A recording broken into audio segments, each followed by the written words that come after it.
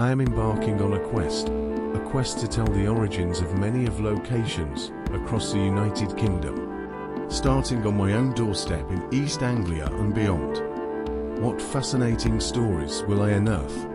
Join me in my search for the knowledge of the past. The Wars of the Roses 1455 to 1487, known at the time and for more than a century as the Civil Wars, was a series of civil wars fought over control of the English throne in the mid to late 15th century. These wars were fought between supporters of two rival cadet branches of the royal house of Plantagenet, Lancaster and York. The wars extinguished the last male line of the House of Lancaster in 1471, leading to the Tudor family inheriting the Lancastrian claim to the throne. Following the war and the extinction of the last male line of the House of York in 1485, a politically arranged marriage united the houses of Lancaster and York, creating a new royal dynasty which inherited the Yorkist claim as well, thereby resolving the conflict. King Henry VII, who claimed the throne when his forces defeated Richard III at the Battle of Bosworth Field in 1485, became the first Tudor monarch, ushering in a new era. He ruled until his death in 1509. A new king would rise to power. A king would change the face of Ipswich forever. Henry VIII, son of Henry VII, brought radical changes to the Constitution of England, expanding royal power and ushering in the theory of the divine right of kings in opposition to papal supremacy. He frequently used charges of treason and heresy to quell dissent, and those accused were often executed without a formal trial using bills of attainder. He achieved many of his political aims through his chief ministers, some of whom were banished or executed when they fell out of his favour. Thomas Wolsey, Thomas More, Thomas Cromwell, and Thomas Cranmer all figured prominently in his administration. On the 11th of June, that very same year, the new king would wed Catherine of Aragon. Henry grew an obsession with creating an heir for his dynasty. Over a few years, Catherine gave birth to 6 children, but only a daughter Mary survived. The king's obsession would split their marriage and the country in two. Frustrated with not receiving a male heir to the throne, he would seek to find another whom would bear him a son. During his marriage to Catherine of Aragon, Henry conducted an affair with Mary Boleyn, Catherine's lady-in-waiting. There's been speculation that Mary's two children, Henry Carey and Catherine Carey, were fathered by Henry, but this has never been proved, and the king never acknowledged them as he did in the case of Henry Fitzroy.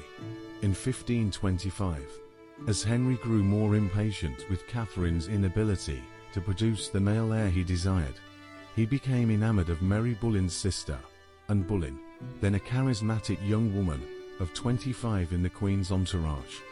Anne, however, resisted his attempts to seduce her and refused to become his mistress as her sister had. However, Anne Boleyn would later join his side. In 1536 would lead a reformation, sweeping away monasteries across Britain as a sign of anger and hate at opposition to the annulment of his marriage. 1958, the chief minister Thomas Cromwell pursued an extensive campaign against what the government termed idolatry practiced under the old religion, culminating in September with the dismantling of the shrine of St. Thomas Becket at Canterbury Cathedral. As a consequence, the king was excommunicated by Pope Paul III on the 17th of December of the same year. In 1542, England's remaining monasteries were all dissolved, and their property transferred to the crown. Abbots and priors lost their seats in the House of Lords, only archbishops and bishops remained. Consequently, the Lords Spiritual, as members of the clergy with seats in the House of Lords were known, were for the first time outnumbered.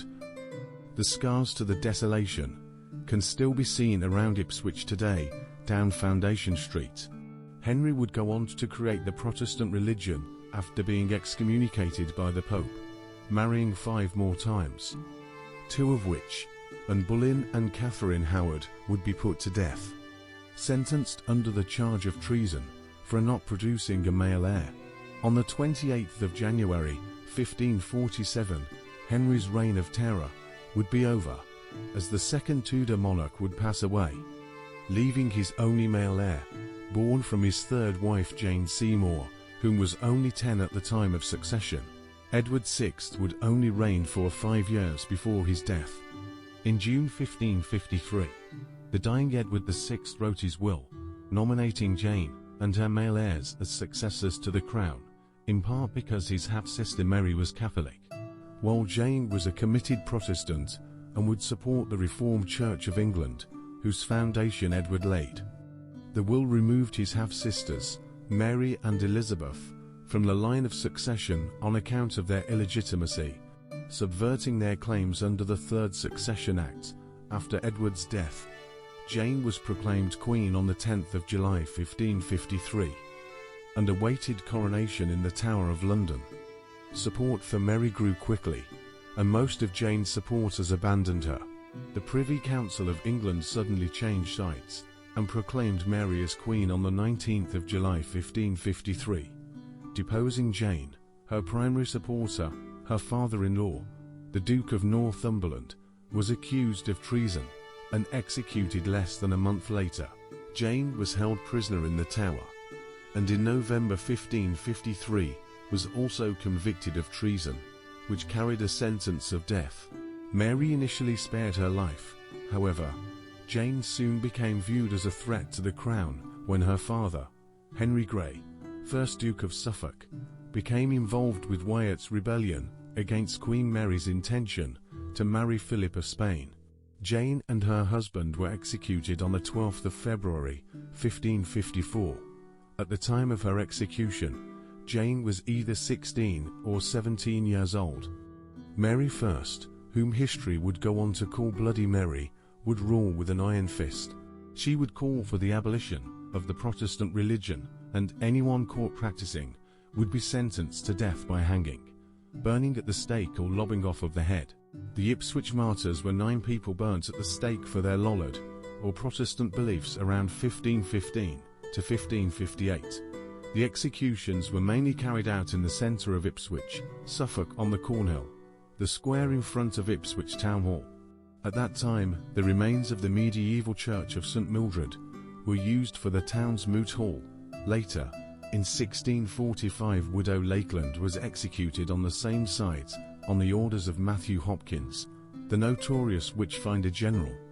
Other groups of Protestants were persecuted, and some martyred, in various parts of Suffolk during the same period, notably those of Hadley, Beccles, Yoxford, Laxfield, Weatheringsit, Stowmarket, Framston, Hintlesham, Haverhill, Winston, Mendlesham, Stoke-by-Nayland, East Bergholt, Dedham, Thwaite, Bedfield, Crowfield, Long Melford, Somerton and Little Stonham.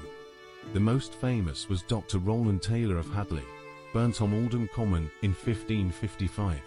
His ghost is said to haunt both Hadley and Oldham. A memorial to the martyrs was erected in Christ Church Park in 1903, a short distance from Christ Church Mansion in the grounds of Christ Church Park. It can be found by walking from the front of the mansion towards the children's play area. The monument has a square, stone base that bears a testament to the martyrs on the front, and lists their names on the other 3 sides.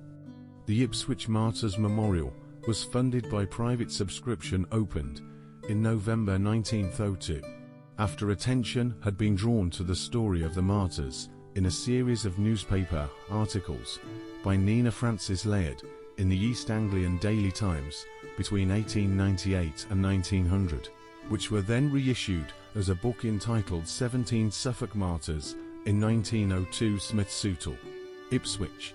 It was originally hoped to erect it on the Cornhill, the site of the original stake in the town centre, but this was changed after the entire project met with some local opposition. It was unveiled by the Very Rev. Henry Wace, D.D., the Dean of Canterbury, on Wednesday the 16th of December 1903, in the presence of the Deputy Mayor, the MP Sir William Brampton Gurdon, KCMG, the Rev. Canon Samuel Garrett and many others, including a deputation from the Bury St Edmunds Martyrs Memorial Committee, the Very Rev. Dean Wace delivered a very lengthy address concerning the importance of the sacrifice made by the martyrs on behalf of the Reformed faith, and of justification by faith. The idea propounded by Martin Luther was for men and women to stand face to face with God, and claim forgiveness and God's blessing from Him, without the intervention of any human being. Then, it was claimed, a new spirit of life arose wherever the doctrine was believed. It was further claimed that this doctrine commanded a superlative sense of freedom of soul and power of mind, i.e., that the soul can have direct communion with God, and hence ensured safety in this world and in the next. This, it was claimed, was the charter of moral and religious freedom, and indeed of all freedom. The Dean went on to speak of emancipation from Rome. The Church of Rome at that day, as the Church of Rome at this day, was a standing and eternal enemy of all liberty. With the Reformation, Europe had passed through a great revolution, and was now divided into two great parts, the one under Roman domination, and the other asserting the great principles of Christian liberty. He was convinced that this country took a right step, and that we must never again part with that freedom by going back to the domination of Rome. This country has been made by the Word of God. The effect of that Word upon the English character has been incalculable. I trust that the memorial will help to keep in mind the reading of the Bible, and above all, simple trust in God. The words of Latimer to Ridley, I would repeat to all, play the man. For by God's grace we shall today light a candle in England, which shall never be put out. Queen Mary would reign for 5 years, before her death with no heir to the throne. Her succession passed on to her half-sister Elizabeth I, the last of the Tudor monarchs. Born of Henry VIII and Anne Boleyn, Elizabeth would reign for 45 years, only to pass away with no male heirs. The Tudor line was over, however the effects of the era remain. Across Ipswich Centre, the main shops, office and public houses show the remnants of the era in their beautiful and amazing architecture. Another prominent individual in this time was Henry Tooley, a wealthy merchant, alive during the Tudor period. By the time of his death, he was one of the richest businessmen in the town of Ipswich. He was closely associated with the fellow merchant and Member of Parliament for Ipswich, Robert Dundee. His trade network extended Biscayan ports, the Netherlands and Iceland, as well as including much of East Anglia, east of line drawn between Chelmsford and Thetford, and the highly populated and industry towns of South Suffolk in particular. Henry went on to establish Tooley's and Smart's Almshouse, now a grade to listed building almshouses in Ipswich. Founded in 1550 by Henry Tooley, with a further endowment provided by William Smart MP in 1591. They were rebuilt as a whole in 1846. It is now a sheltered housing establishment called Tooley's Court.